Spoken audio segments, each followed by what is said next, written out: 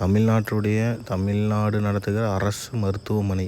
இங்கே வந்து பார்த்திங்கன்னா நோய்களை விட்டுட்டு வெளியே போகணும். ஆனால் இங்கேருந்து போகிறப்ப நோயோடு தான் வெளியே போவாங்க மாதிரி இருக்குது.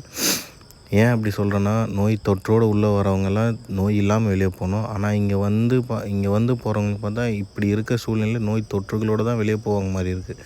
ஏன்னா இங்கே இருக்கிற வௌவால்கள் பார்த்திங்கன்னா நூற்றுக்கணக்கான வௌவால்கள் இருக்குது. இதை யாரும் பராமரிக்கலை, யாரும் சுத்தம் படுத்தலை, அதை யாரும் என்ன சொல்கிறது அந்த இடத்துல தங்க விடாமல் அதுக்குண்டான வழி எடுக்கலை. எல்லாமே அங்கே தான் இருக்குது. எவ்வளோ பாருங்கள், கிட்டத்தட்ட 2 மரத்துலேயும் சேர்த்து நூற்றுக்கணக்கான வௌவால்கள் இருக்குது.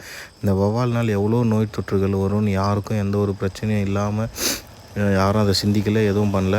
இந்த இதுவை நீங்கள் எல்லோரும் ஷேர் பண்ணுங்கள், எல்லா இடத்துலையும் பகிருங்க. ஸோ அப்போ தான் ஒரு நல்ல ஒரு வழி வரும் இதுக்கு. யாரும் எந்த ஒரு சுகாதாரத்துறையும் இதை பார்த்தாவே தெரியுது ஆய்வு பண்ணலைன்னு சொல்லிட்டு. நன்றி மக்களே.